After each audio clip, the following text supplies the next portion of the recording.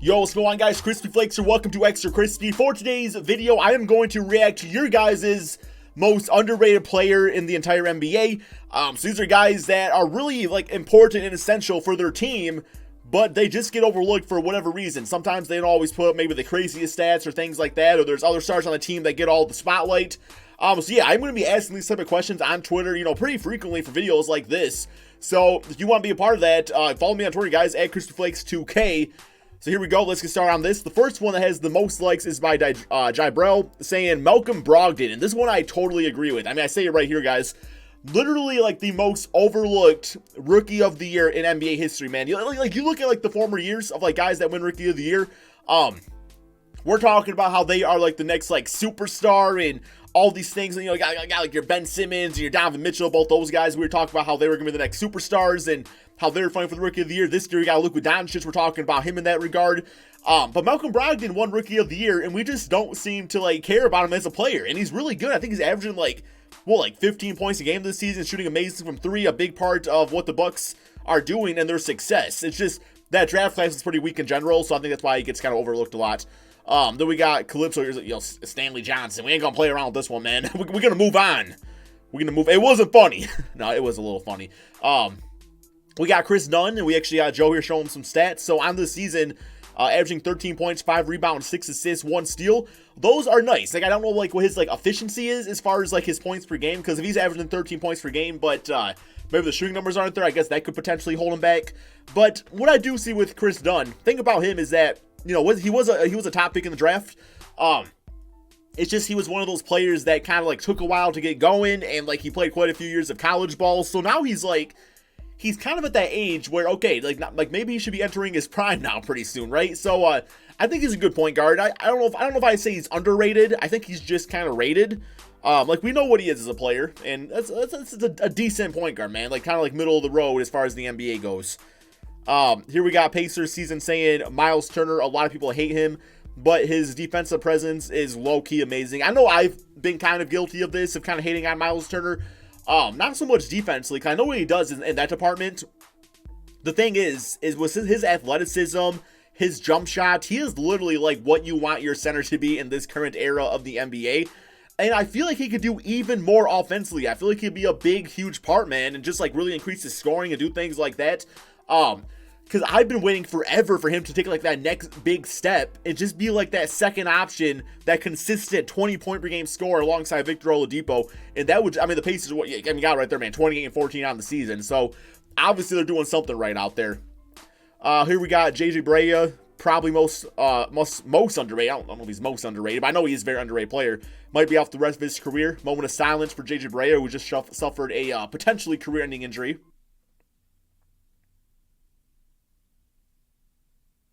You do it too long, it gets awkward.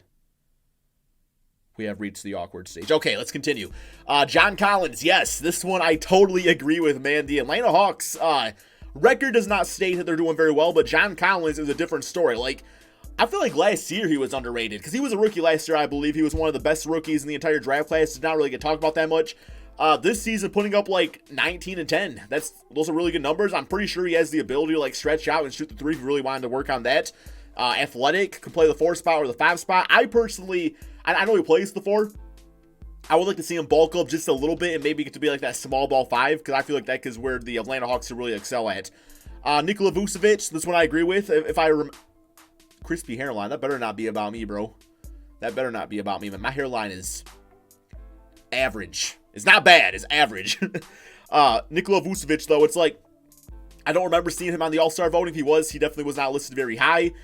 Puts up the numbers for the Orlando Magic. He scores, guys. He plays defense. He rebounds. He playmakes. He does everything. It's because he's on the Magic. And that's the thing, man. If you're putting up great stats on a bad team, you just get overlooked. You really do. Even Anthony Davis, what Anthony Davis does sometimes is legendary. We recognize his greatness. But if he was leading the team to a top, like the Pelicans, a top 2 seed, we'd be talking about the damn GOAT of basketball. And we just we look at Anthony Davis as just a really good superstar, but not that GOAT level, because he doesn't really lead to wins. Justice Winslow has been on fire. Yeah, that putting him at the point guard spot. I would say if I was the GM or the coach of the Miami Heat, my gameplay, my bitch ass notebook's not gonna say Justice Winslow point guard, but he's taken he relished that role, and he's doing awesome, guys. Justice Winslow, I mean, they seem to have found his perfect fit, and that is being a 6'7" small forward playing the point guard position. Some guys just do really well with the basketball in their hands, and he's one of them. Domantas Sabonis. If anybody underrates Domantas Sabonis, I want to know why, because I recognize what he does out there. And it's actually been kind of an awkward situation for the Pacers. I don't want to talk too more about the Pacers. We talked about them earlier. But, eventually, a decision's going to be made, man. Sabonis or Myles Turner. Who you guys going with going forward? Because you don't want to put one of these guys on the bench. Tobias Harris, yeah, I mean, I don't know, man, a number of players getting voted over him for the All-Star game by the fan vote.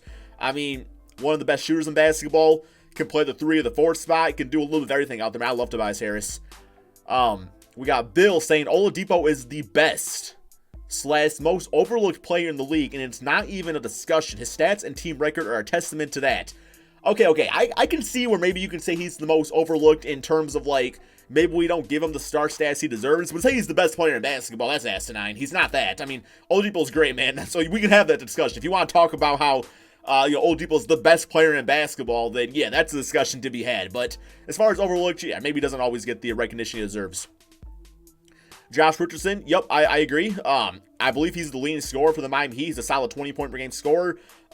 He's just the perfect type of wing player you want on your team. LeBron James, obviously most underrated player in the league. I agree, man. He says this is a joke, by the way. Oh, ha. Okay. Marcus Smart. Marcus Smart to me, I feel like players like Marcus Smart, they kind of get a bad rep sometimes because, yeah, he can play great defense, and, sometimes he gets going on offense, but there's also a lot of times where he has, that shooter's gonna shoot mentality, and it's Marcus, if you just slow things down a little bit, you select smart shots, you don't go out there guns a-blazing all the time, just based off your defense alone, you could be so valuable. But I just feel he has those games where it's okay, I'm going to shoot 10 threes this game, and I might make one of them, and it's just people don't like that. Yeah, this guy's... I love The Office. Love The Office. You don't know basketball. Is that about me? Oh, no, that's about ease. Okay. Steven Adams. I know a lot of people say he's one of the best centers in the NBA. I know defensively what he's been doing for the Thunder this year has been big time. Yeah, a lot of what they do is because of having a guy like Steven Adams out there. Yeah, definitely does not always get the recognition, but that's because he's kind of and I'm saying this as a Piston fan, guys. Steven Adams has that Ben Wallace thing going on where the stat line does not always show it, but he does all of those little things that you just don't record in the stat books that lead to winning basketball. Ben Wallace was notorious for doing that. We got Tobias Harris, Marcus Morris. I mean, as a Piston fan, I watched Marcus Morris for a few seasons, and I see what he does on the Boston Celtics now. I think he's a great scorer. That's about what he does. He's got 80 overall in 2K, so I think that's about warranted. Said Kobe. Your blanket. My blanket is underrated, actually, man. No, it's an okay blanket. It keeps me warm at night, so because that going for us. Joel Anthony, Joe Ingles. We'd like to see Joe Ingles on a championship contending team, because not that the Jazz can't be that someday. It's just they're not right now. Nurkic, yeah, I really like Nurkic a lot. I mean, he's a good solid post-up guy. I believe he has a decent mid-range game. Defense is always there, can grab the boards, and he's got a pretty damn decent contract, so no complaints there. Frank Kaminsky, I mean, Frank Kaminsky's biggest issue is athleticism. Not saying he doesn't have the skill set. It's just he's too slow. And I remember watching him, I believe he played for Wisconsin, right? Remember watching him there in college, and he was just yeah, he dominated so much because you don't really deal with as many athletic players in college. You get to the NBA though, man, and it's you gotta be quick. You gotta be quick. Andre Iguodala, I mean, he's got a Finals MVP, so he doesn't really play all that much now. Cameron Payne, no, that's a bitch ass. Lonzo Ball, I agree. I'm not a Lonzo Ball hater. Yeah, he doesn't always score the basketball, not always the most efficient, but what he does defensively, rebounding, playmaking, it's in only his second year, he plays like a veteran as far as those things go. Rondo, when not injured, yeah, okay.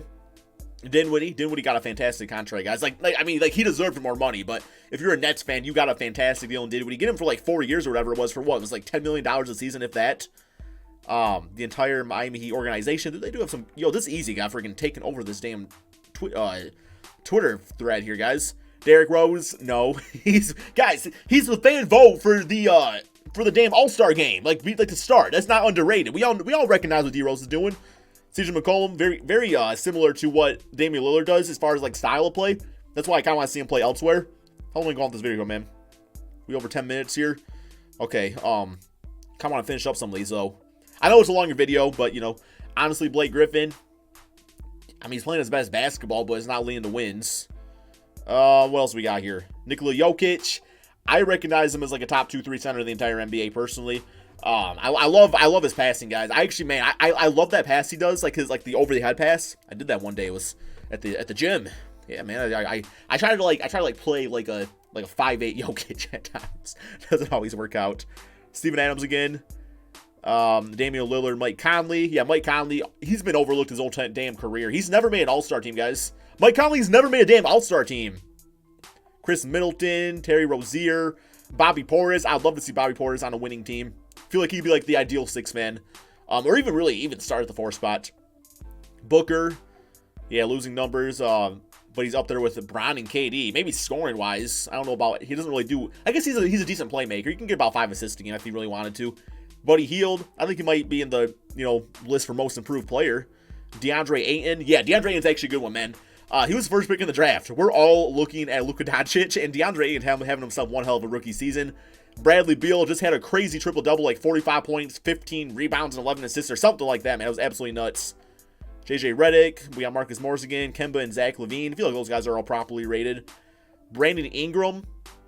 People overlook him because Kuzma scores more, but Ingram does a lot of little things. Okay, that's understandable to say.